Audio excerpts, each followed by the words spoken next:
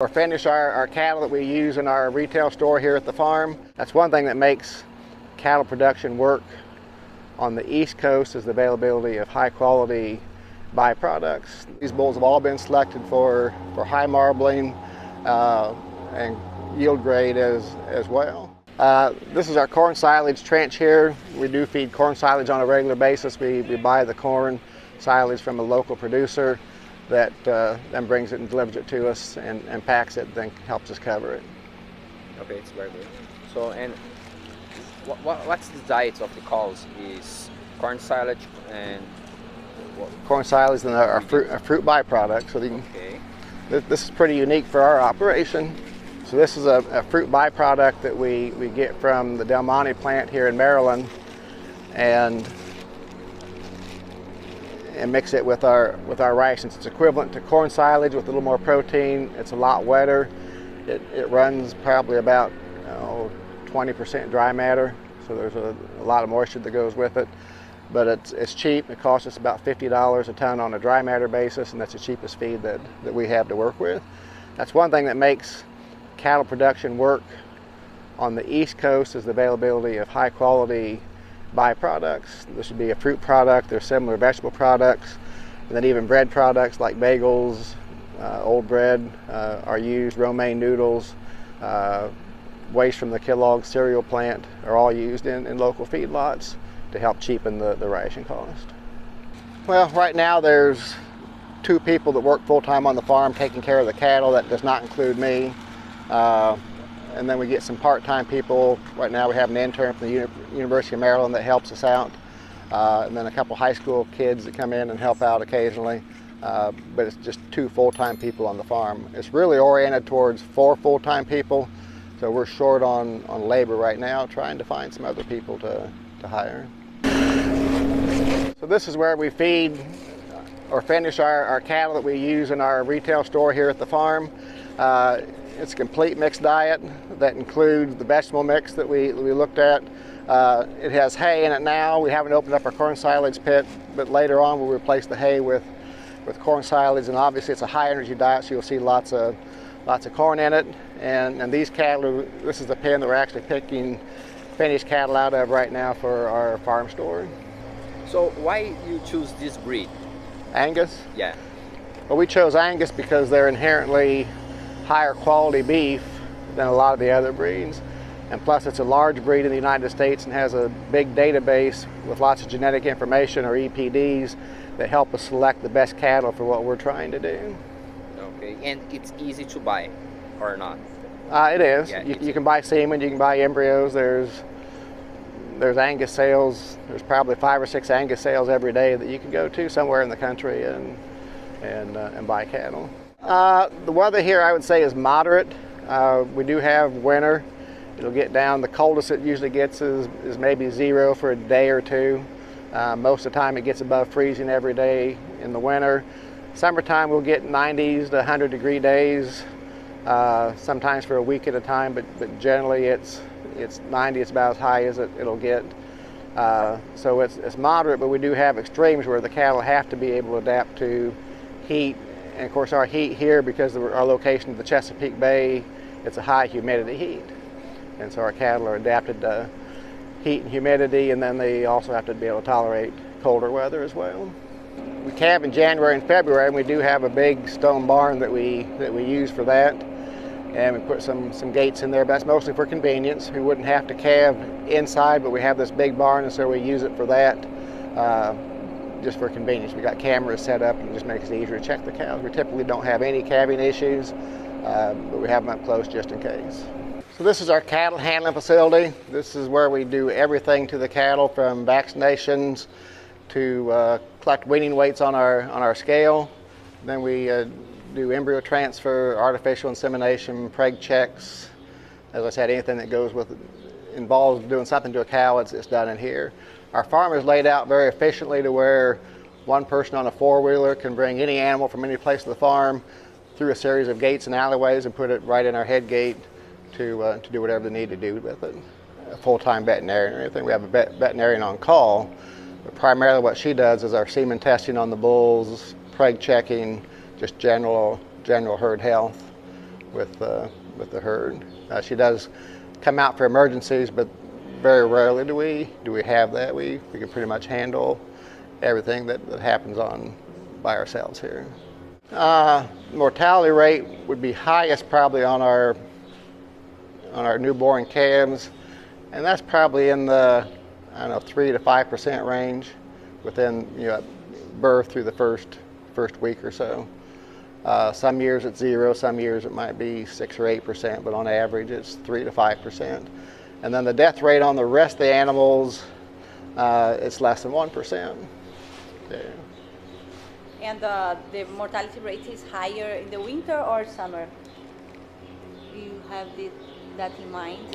It would be higher in the winter, primarily because we have more mud in the wintertime, and it's harder for cattle to get around the mud and creates more stress, and then wet, cold weather creates stress, particularly on young calves. So those cows that are calving in February and March, if those calves go out and then we have a cold, rainy spell or ice storm or something that comes through, and there's some of those young calves that get stressed, then they would be the ones that would be most susceptible to having some kind of a death loss. But we try to stay on top of that and get them moved in to where they're protected from the elements to give them a chance to recover.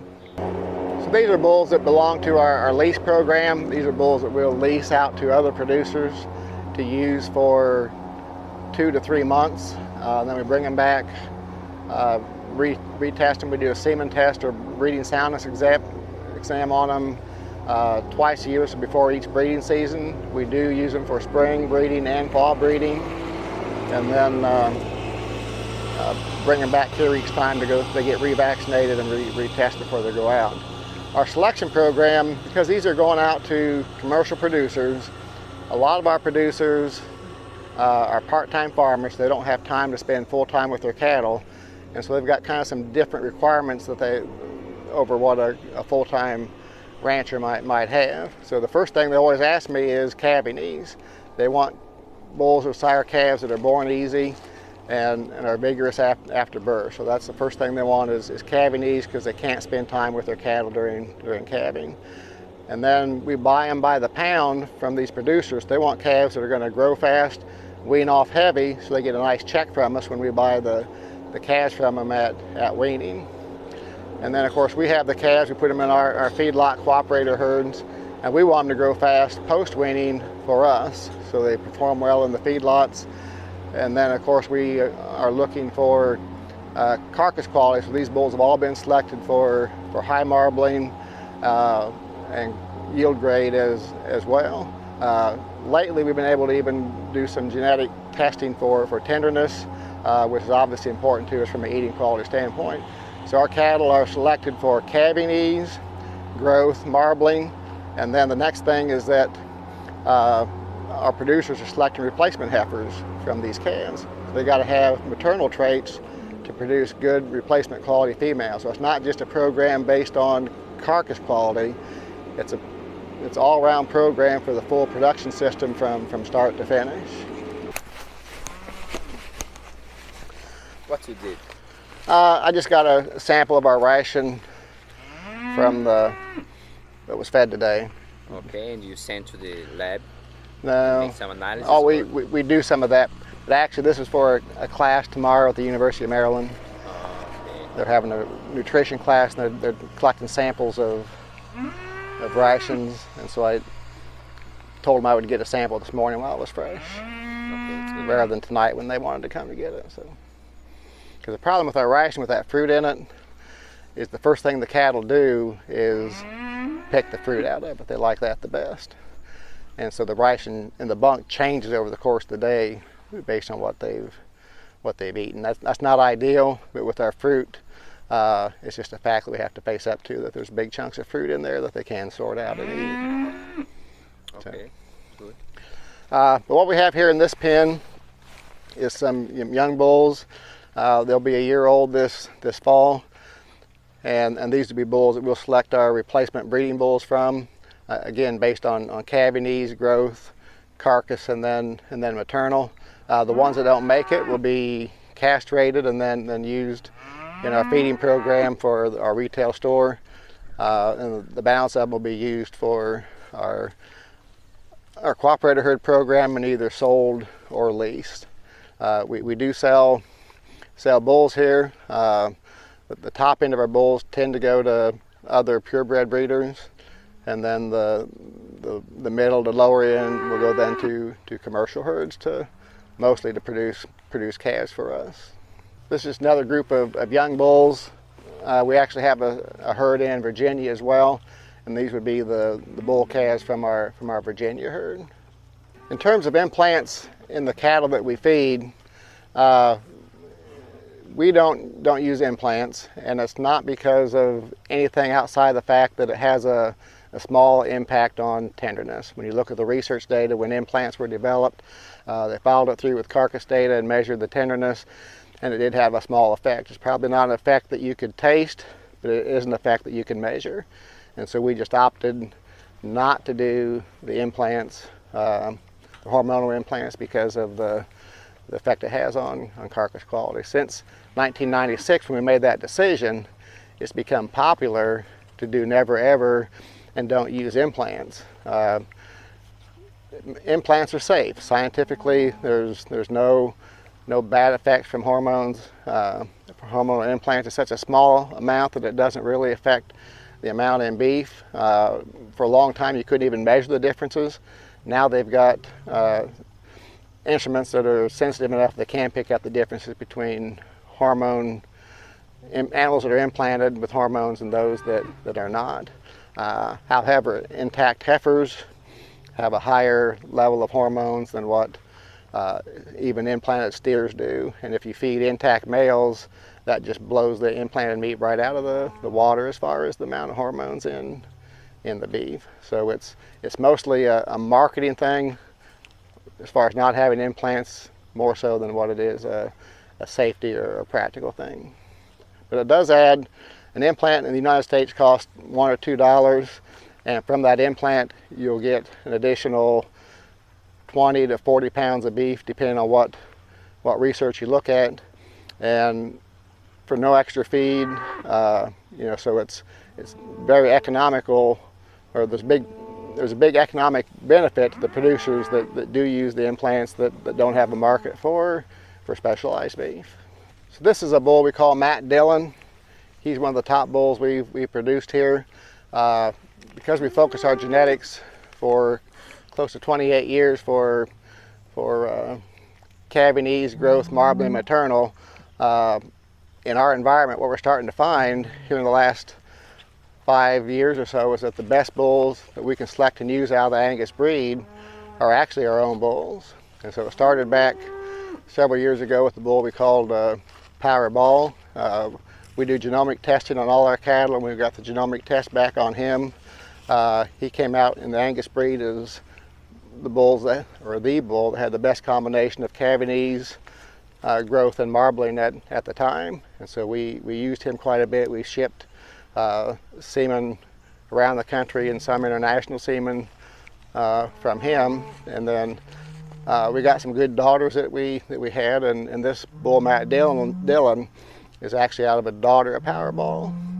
There's another bull that we used quite heavily and sold to Accelerated Genetics. His name is Roseda Plant, and that semen is actually available in Brazil if you would like to use some of that.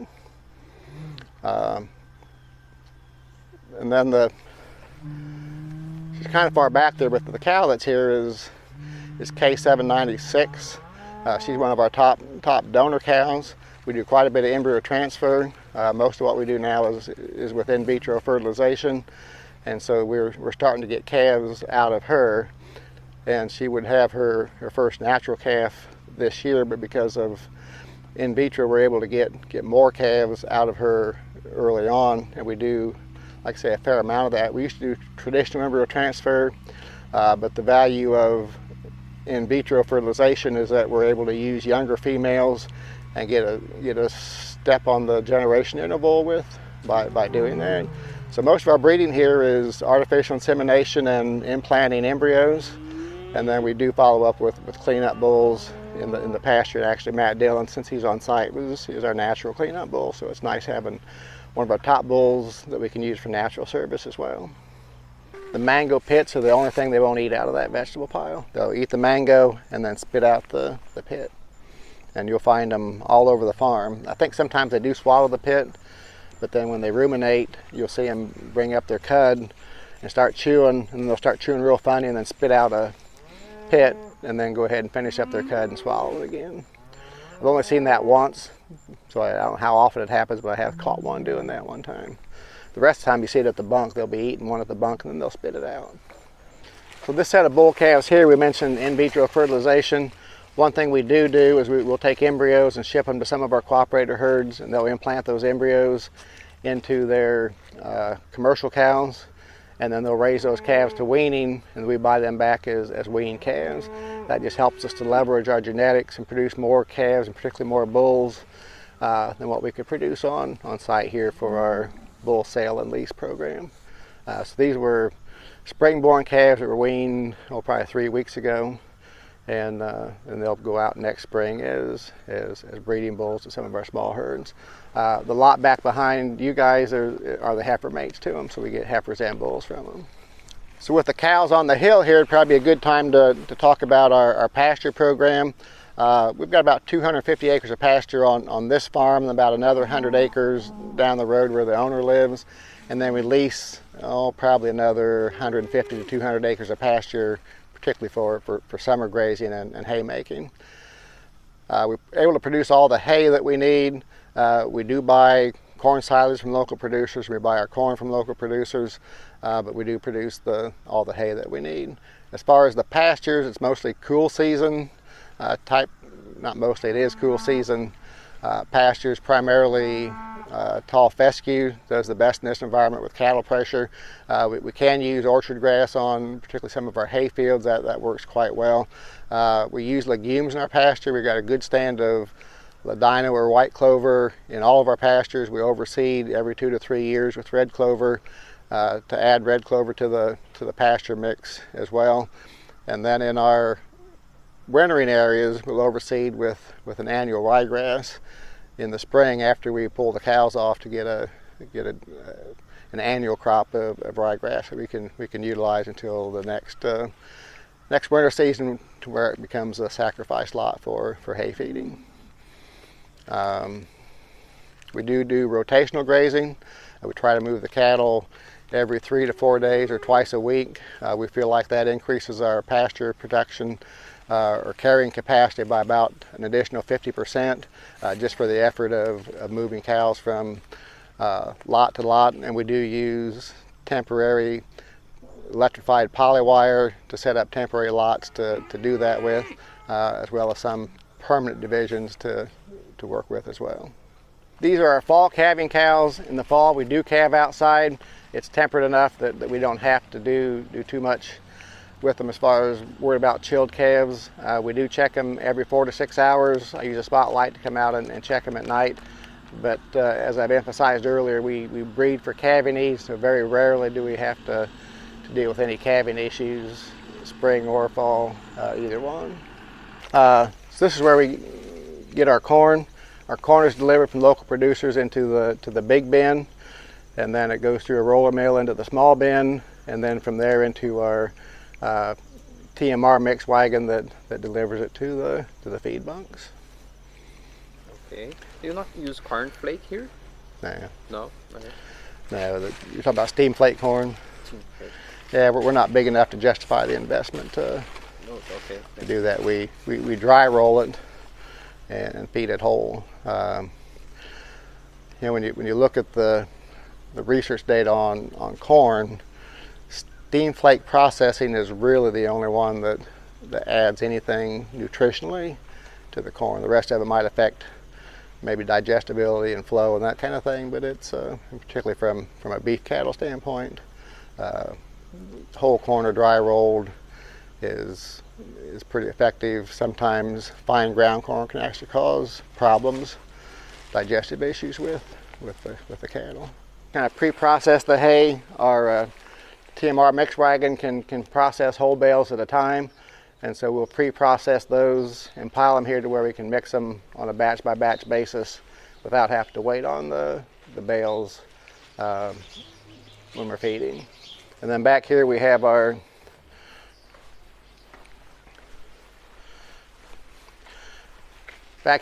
dried distiller's grain, which is also a byproduct of the ethanol industry. The ethanol industry is so big that it's pretty much a commodity. We can actually call up different commodity brokers and get bids on it, and then have a semi-load delivered based on the low price of the bid. They feed once a day in the morning. And how is the normal, like the daily operation? Like you feed the cows in the morning, and then what else you have through all the days, like normally in a basic day, like? Well, for the crew, I mean, they'll start out feeding, and it's the young cattle, the feedlot cattle, and the young cattle that get fed first, and then the rest of the day they'll spend putting out hay for the mature cows, taking fruit out to the mature cows, and then cleaning up various concrete feed pads, clipping pastures. Generally when we move cattle from pasture to pasture, we'll go in and clip or bush hog behind the cows to mow down anything they didn't eat, because usually it's just weeds, to help keep our weeds under control. Because we do use legumes and grasses in our pastures, we can't use any chemicals, because chemicals all tend to kill one or the other, and so our weed control is mechanical or mowing to keep the weeds down, and that seems to work pretty well. If you mow what the cows don't eat, generally those weeds can't handle regular mowing. When you start using that product, the food waste product, when you started using We've been using some kind of a food waste product for quite a while. We went through a stage where we used a lot of brewer's grain, which would be a barley product from some of the local breweries. And then as that got too expensive because we couldn't compete with the dairy farmers to buy it, then we moved on to a vegetable product, which came actually from the same company as this fruit product, but it was more lettuce, cabbage, peppers, and then some different kind of fruits like apple waste, and that's a product that had some citrus in it as well. This fruit product here seems to be more watermelons, cantaloupes, mangoes, and there's other fruits that'll show up in it. Lots of pineapples. So that's the fruit waste that we feed. But we've always tried to find economical source of byproducts to feed, and we're big enough that we can take truckloads of it, so they kind of seek us out as well to bring products to us. And how much do you pay for each feed, for them, for corn silage, for everything? Do you know the prices? I do. This year we bought our corn silage for $50 a ton, delivered and packed in our pit. So on a dry matter basis, that makes it $150 a ton on a dry basis. Our fruit, we're paying $10 a ton on that delivered and as fed. And as I mentioned earlier, it's about 20% dry matter. And so that works out to $50 a ton on a dry basis. So our fruit is about a third the cost of our corn silage. The corn, right now we're paying like $4.50 a bushel for it, and I can't do the math in my head to figure out what that is per ton. But it's, as far as the energy source, I mean, it's a fairly economical energy source now. When it was $8 a ton, it wasn't, but at $4.50 a ton, it's doable. Then the hay, we raise our own hay, so that's hard to figure. I think if we had to buy the hay, it would be somewhere around $150 a ton for the quality of hay that we feed. How many diets they mix? Just two. We've got the finishing diet and then the growing diet. Okay. Now they will put just fruit in it and take out to some of the cows. Oh, okay. Because the older cattle can get by with just the fruit product by itself. We've got a load of fruit coming through here. Yeah, we get a load a day, 6 loads a week. So there's one day, I think it's Sunday, they don't bring a load. Have you thought to push that feed waste that is there already and then put on top after, or this is going to be a lot of food? No, or extra? they'll dump it beside, Oh, okay. and then we'll finish up that load and then start this, and then tomorrow they'll dump on this Oh, side. okay. So it's side to side. Sometimes we don't get it cleaned out every day completely, but by sometime in the week we get it cleaned out. And Okay. so you can see how wet it is. And one of the problems feeding it is that the dry matter of it actually changes every day because of what drains off overnight. If you feed it today right after it's dumped versus what you feed tomorrow after It's going to be very wet today compared to tomorrow. yeah, it'll be a little drier tomorrow, and then if it Yeah. sets for another day, it'll be even drier the next day. And Yeah, that's the point. we'll just shoot for a happy average.